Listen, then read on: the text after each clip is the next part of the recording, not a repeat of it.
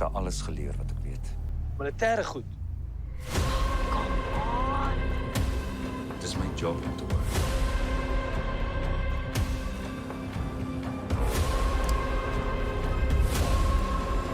Sinto. Ek sê skiet op Piet!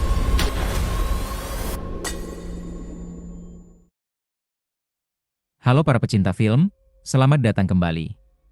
Kali ini, saya akan membahas sebuah film aksi thriller dari tahun 2017 yang penuh ketegangan, aksi brutal, dan strategi bertahan hidup yang bikin jantung berdebar.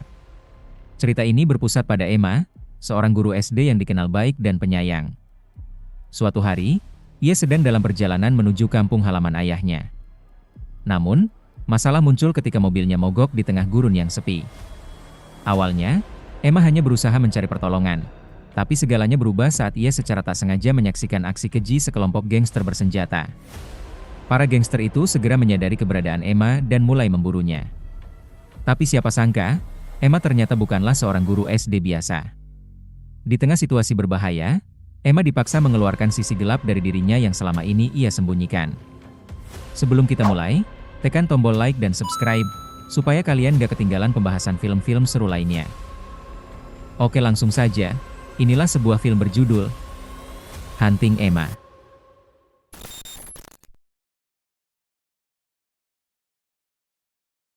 Film ini bercerita tentang Emma, seorang guru SD teladan.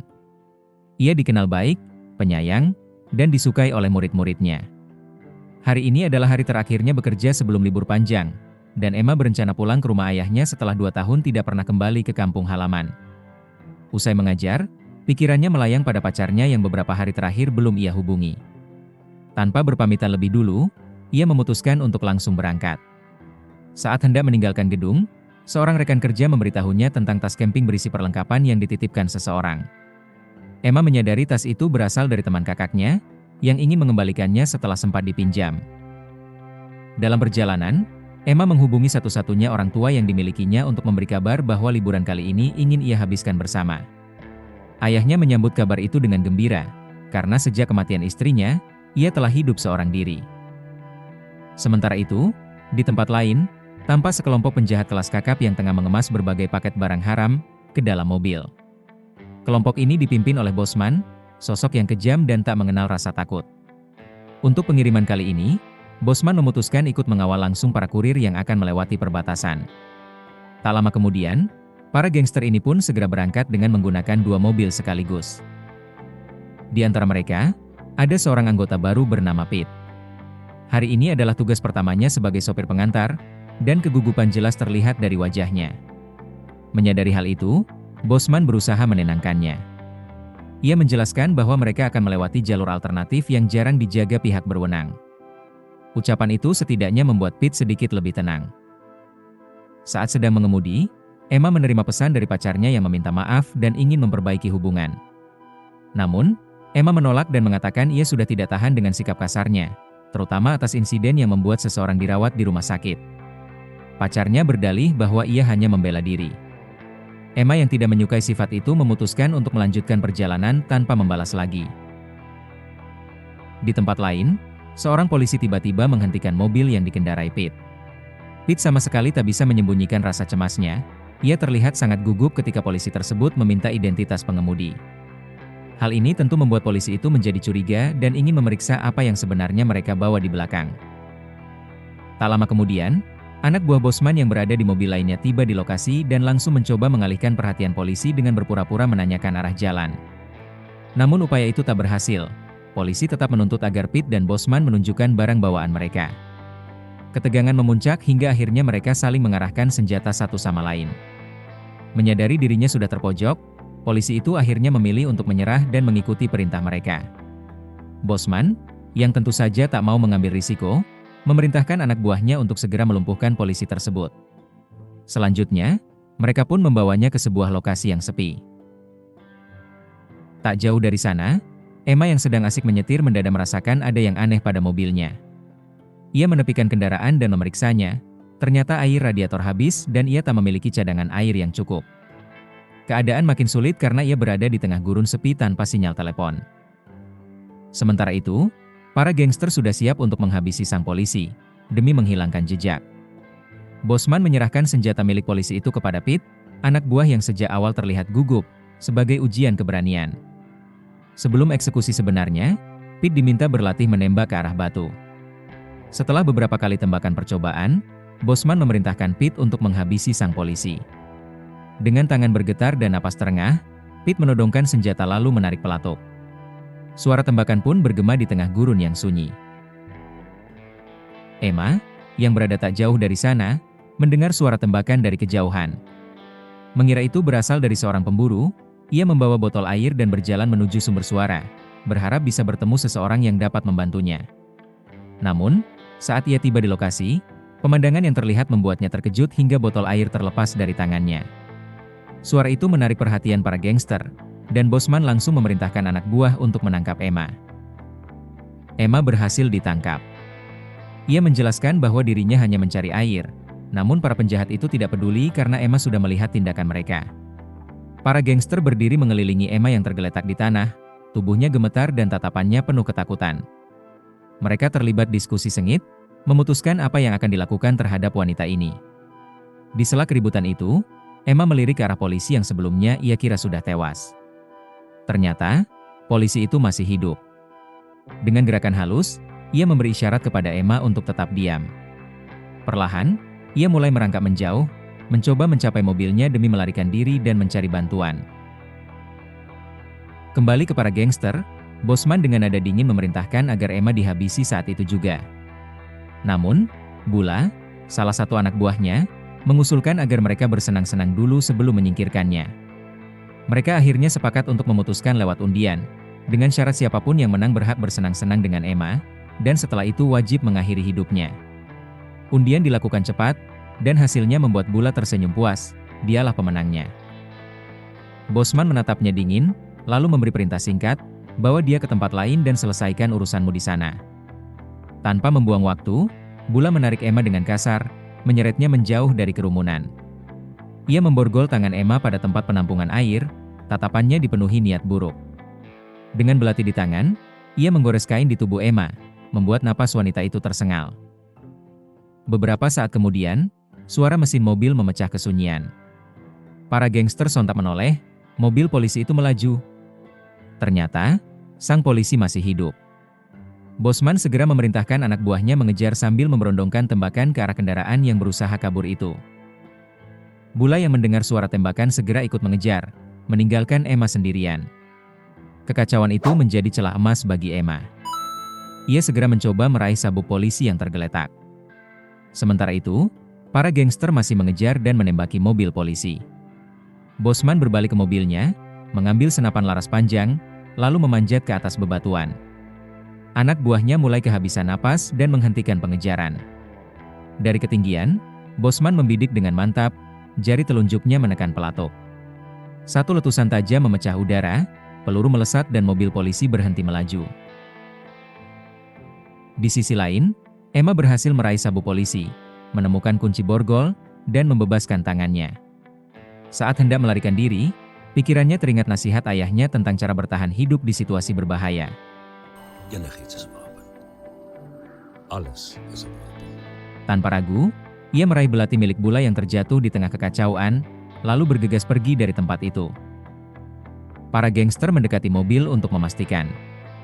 Kali ini, sang polisi benar-benar tak bernyawa. Bosman menatap Pete dengan dingin, memarahinya karena gagal menghabisi polisi itu ketika diberi kesempatan. Dengan nada tajam, ia memerintahkan Bula untuk kembali dan menyelesaikan urusannya dengan Emma. Di pinggir jalan, Emma yang berhasil kabur segera menuju mobilnya sambil waspada memantau keadaan. Ia mengambil ponsel dan tas camping milik saudaranya. Setelah itu, ia berjalan menuju pagar di seberang jalan, memanjatinya, lalu pergi mencari tempat persembunyian. Tak lama kemudian, Bula tiba di tempat ia meninggalkan Emma. Ia terkejut sekaligus kesal saat melihat wanita itu sudah hilang. Tanpa pikir panjang, ia segera melapor pada Bosman. Mendengar kabar itu, Bosman murka dan memaki Bula karena dianggap tak becus menjaga tawanan. Tanpa membuang waktu, Bosman membagi anak buahnya menjadi beberapa kelompok dan membekali mereka dengan radio komunikasi untuk memulai pengejaran. Di dalam rumah, Ayah Emma merasa cemas karena hari sudah hampir sore tetapi putrinya belum juga tiba. Nomor teleponnya tidak aktif, membuat sang ayah semakin khawatir ada sesuatu yang buruk terjadi. Sementara itu, Emma kini sedang bersembunyi di celah tebing bebatuan. Napasnya terengah, rasa panik dan takut masih menghantui, namun ia memaksa pikirannya tetap jernih. Setelah menarik napas panjang, ia membuat keputusan, menuju rumah ayahnya melalui jalur berbahaya melintasi gurun. Dengan cepat, Emma memilah barang-barang yang paling penting untuk membantunya bertahan di perjalanan.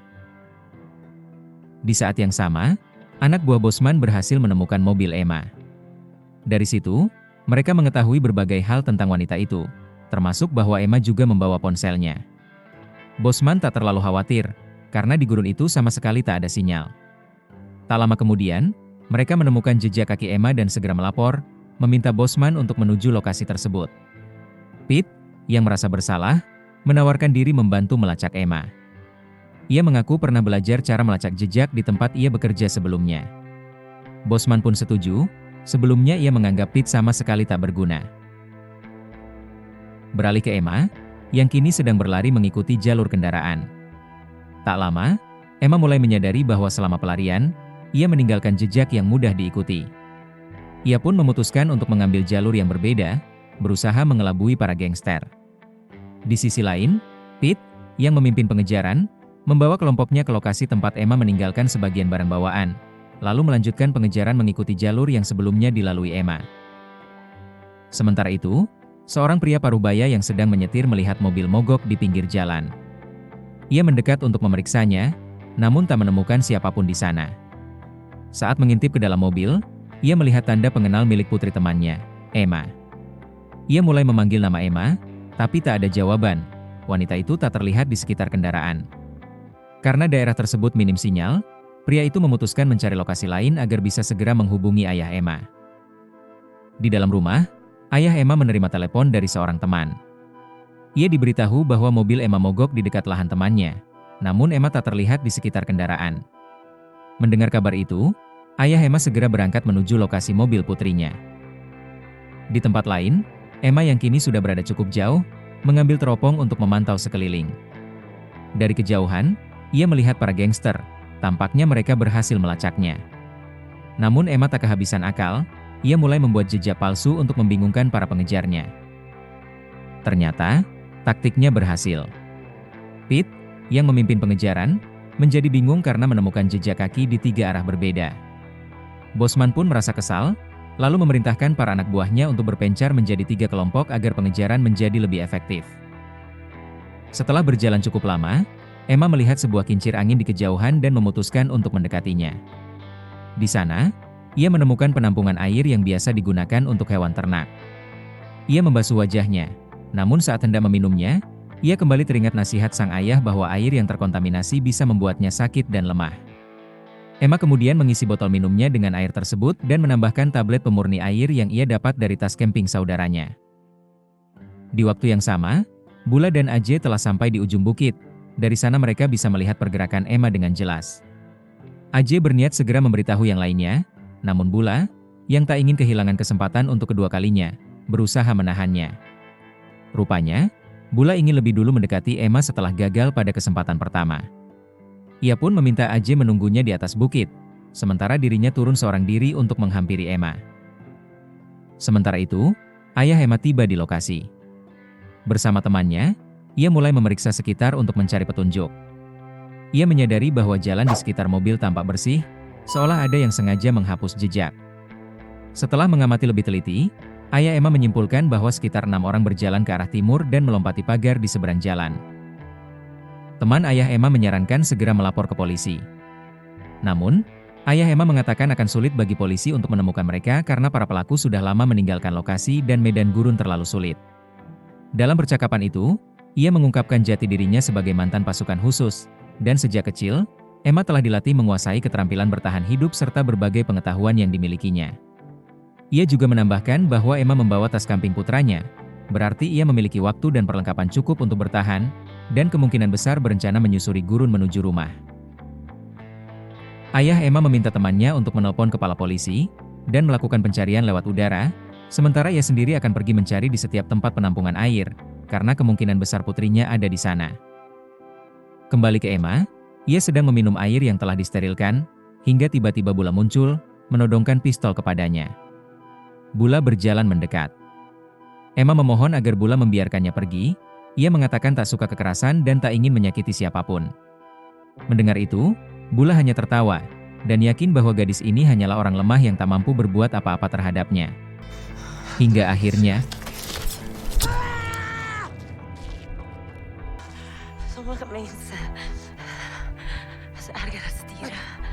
sementara itu, Aji yang sudah menunggu cukup lama mencoba memanggil Bula beberapa kali, namun tak ada jawaban. Akhirnya ia melaporkan kepada yang lainnya bahwa ia telah menemukan keberadaan Emma. Panggilan itu terdengar jelas oleh Emma melalui radio milik Bula. Tanpa menunggu lama, ia mengambil radio dan senjata milik Bula, lalu segera bergegas meninggalkan tempat tersebut. Dari kejauhan, Aji menyaksikan pergerakan Emma yang tengah berusaha melarikan diri. Ia kemudian menuruni bukit untuk mengejarnya, namun langkahnya tiba-tiba terhenti. Di hadapannya, Bula sudah terkapar tak bernyawa di atas tanah. Aji segera melaporkan hal itu kepada yang lainnya sekaligus meminta mereka mendatangi lokasi secepat mungkin.